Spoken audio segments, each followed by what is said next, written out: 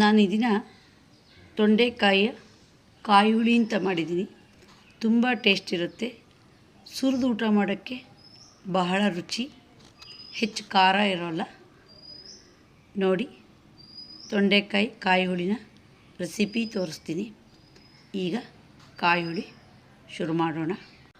ನಾನಿಲ್ಲಿ 1/4 kg ತೊಂಡೆಕಾಯಿ ತಗೊಂಡಿದ್ದೀನಿ.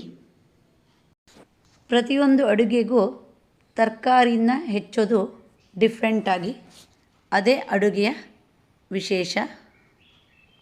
ನಾನಿಲ್ಲಿ ತೊಂಡೆಕಾಯಿನ ಮಧ್ಯ ಕಟ್ ಮಾಡಿ ನಂತರ ಉದ್ದುದ್ದ ಸಿಗ್ದಿದ್ದೀನಿ. ಇದು ಕಾಯಿ ಹುಳಿ ಮಜ್ಜಿಗೆ ಹುಳಿಗೆ ಹೀಗೆ ಹೆಚ್ಚೋದು. 2 ಹಸಿಮೆಣಸಿನಕಾಯಿನೂ ಸಿಗ್ದಿಟ್ಕೊಂಡಿದ್ದೀನಿ. ಒಲೆ ಮೇಲೆ ಪಾತ್ರೆ ಇಟ್ಟಿದ್ದೀನಿ. 2 ಲೋಟದಷ್ಟು ನೀರು ಹಾಕಿದ್ದೀನಿ. ನೀರಿಗೆ ಬಿಸಿಯಾಗಿದೆ. ಹೆಚ್ಚಿರೋ ತೊಂಡೆಕಾಯಿನ ಹಾಕೋಣ. ಈಗ ಇದಕ್ಕೆ ನಾನು ಹೋಳಿಗೆ ಆಗಷ್ಟು ಮಾತ್ರ ಉಪ್ಪು ಹಾಕ್ತೀನಿ. ನಾನಿಲ್ಲೆಲ್ಲ ಕಲ್ಲುಪ್ಪು ಹಾಕೋದು. ಈಗ ಒಂದು ಪ್ಲೇಟ್ ಮುಚ್ಚೋಣ. ಚೆನ್ನಾಗಿ ಬೇಯಬೇಕು.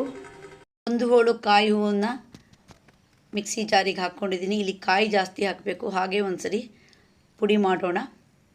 ಈಗ ಇದಕ್ಕೆ ಅರ್ಧ ಲೋಟದಷ್ಟು ನೀರು ಹಾಕ್ತೀನಿ. ನುಣ್ಣಗೆ ರುಬ್ಬೋಣ. ತೊಂಡೆಕಾಯಿ ಹೋಳು ಬೆಂದಿದೆ. ಈಗ ರುಬ್ಬಿರುವ ಕಾಯಿನ ಹಾಕೋಣ. ಒಂದು ಸರಿ ಚೆನ್ನಾಗಿ ಮುಚ್ಚೋಣ. ಸ್ವಲ್ಪ ದಪ್ಪ ಅನಿಸುತ್ತೆ. ಈಗ 1/4 ಲೋಟದಷ್ಟು ಮಿಕ್ಸಿ ಜಾರಿಗೆ ನೀರು ಹಾಕಿ ಸೇರಿಸೋಣ. ಈಗ ಸಣ್ಣಕ್ಕೊಂದು ಕುದಿ ಬರ್ಸೋಣ. ಹೋಳಿಗೆ ಬೇಯಷ್ಟು ಮಾತ್ರ ಉಪ್ಪು ಹಾಕಿದ್ದೆ. ಈಗ ಕಾಯಿ ರುಬ್ಬು ಹಾಕಿದ ಮೇಲೆ ಕಾಯಿ ಹುಳಿಗಾಗಷ್ಟು ಉಪ್ಪು ಹಾಕ್ತೀನಿ. ನಾನಿಲ್ಲಿ 2 ಸೌಟಷ್ಟು ದಪ್ಪ ಮೊಸರು ಹಾಕ್ತೀನಿ, ಅಥವಾ ದಪ್ಪ ಮಜ್ಜಿಗೆನಾದರೂ ಹಾಕ್ಬೋದು. ಈಗ 1 ಕುದಿ ಬರ್ಸೋಣ.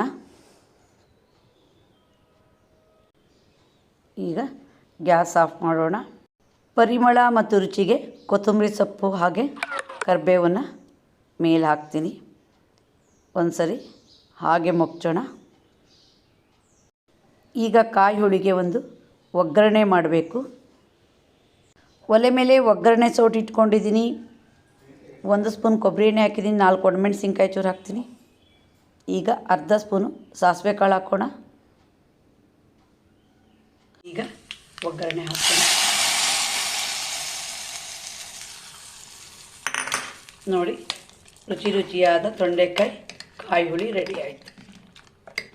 ಸಾರು, ಸಾಂಬಾರು, ಚಟ್ನಿ ಇವೆಲ್ಲ ಊಟ ಮಾಡಿ ಬೋರ್ ಆದಾಗ ಈ ಥರ ಕಾಯಿ ಹುಳಿ ಮಾಡಿಕೊಂಡು ಊಟ ಮಾಡ್ಬೋದು. ಹೆಚ್ಚು ಖಾರ ಇರಲ್ಲ. ಮಜ್ಜಿಗೆನೂ ಹಾಕಿರ್ತೀವಿ. ಸ್ವಲ್ಪ ತಂಪು ಹೌದು. ಈ ಕಾಯಿ ಹುಳಿನ ಸಾಮಾನ್ಯಕ್ಕೆ ಸಣ್ಣ ಮಕ್ಕಳಿಂದ ಹಿಡಿದು ದೊಡ್ಡವರವರೆಗೂ ಎಲ್ಲರೂ ಇಷ್ಟಪಡ್ತಾರೆ. ಬಹಳ ರುಚಿಯಾಗಿರುತ್ತೆ. ನೀವು ಒಮ್ಮೆ ಟ್ರೈ ಮಾಡಿ. ನಿಮಗೆ ಈ ವಿಡಿಯೋ ಇಷ್ಟ ಆದರೆ ಲೈಕ್ ಮಾಡಿ, ಶೇರ್ ಮಾಡಿ, ಸಬ್ಸ್ಕ್ರೈಬ್ ಮಾಡಿ. ಧನ್ಯವಾದಗಳು.